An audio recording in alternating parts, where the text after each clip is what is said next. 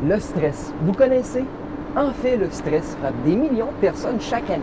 Que l'on soit une personne au tempérament nerveux ou pas, une chose est certaine, rares sont ceux qui échappent au stress à un moment ou l'autre de leur vie. Mais justement, le stress, c'est quoi? Eh bien, c'est très simple. Le stress, c'est l'ensemble des... Arrête de bouger! Le stress, c'est l'ensemble des perturbations organiques et psychiques. C'est la 122e prise, s'il te plaît, caméraman. Arrête de bouger, on parle du stress. Je reprends. Le stress est l'ensemble des perturbations organiques et psychiques provoquées par des agents agresseurs. Vous comprenez ce que je veux dire à la maison? Mais lui, le caméraman, il semblait pas comprendre. Arrête de bouger, s'il te plaît.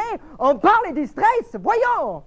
Je pense que les gens qui nous regardent ne comprendront pas vraiment, monsieur le professeur. C'est un petit peu trop scientifique, c'est un petit peu trop agressif aussi, je dirais. Sans trop vous déranger, je vais définir le stress un petit peu plus simplement.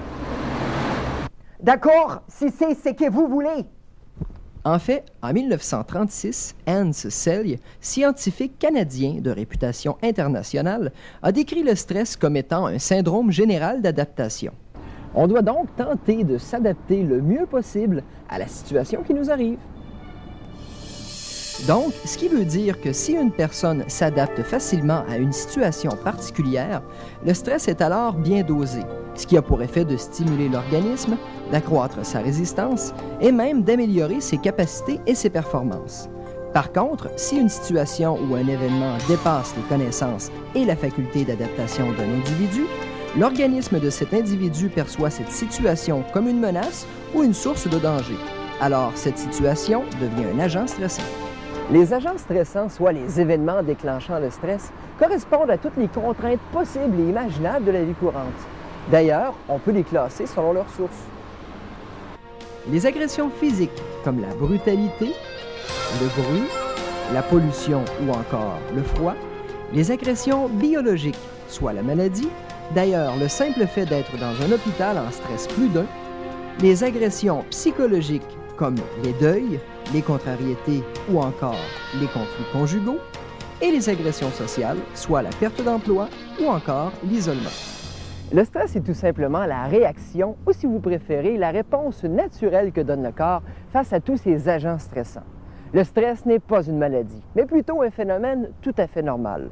Toutefois, bien qu'il existe plusieurs formes de stress, sachez que celui-ci échappe totalement à notre volonté.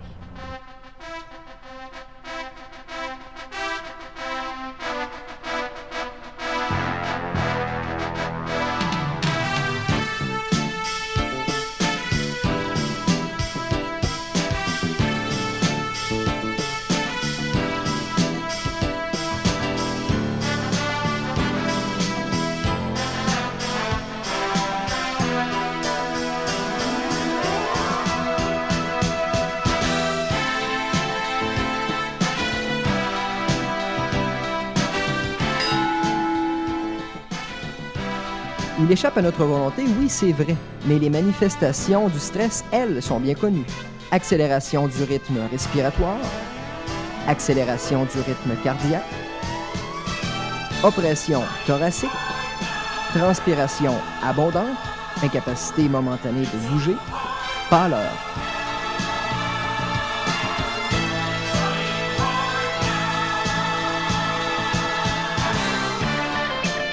Toutes ces manifestations correspondent au déclenchement automatique de sécrétion d'hormones, comme par exemple l'adrénaline ou encore la cortisone, qui sont nécessaires à l'organisme pour se mettre sur la défensive. Imaginez, des études démontrent que des individus fortement stressés présentent une baisse significative dans le sang de lymphocytes, soit les cellules chargées de produire les anticorps. Voilà donc pourquoi une personne fortement stressée est beaucoup plus fragile aux infections. 13 000 travailleurs québécois meurent chaque année de problèmes cardiovasculaires reliés au stress. Les personnes ayant entre 18 et 35 ans sont principalement touchées par le stress. On évalue par jour le coût des problèmes reliés au stress dans les entreprises canadiennes à 21 millions de dollars. Comme je le mentionnais plus tôt, le stress n'est pas une maladie. Donc, il n'y a pas de remède universel contre le stress. En fait, c'est à vous d'élaborer la stratégie qui vous convient le mieux afin de rendre ce stress le plus positif possible.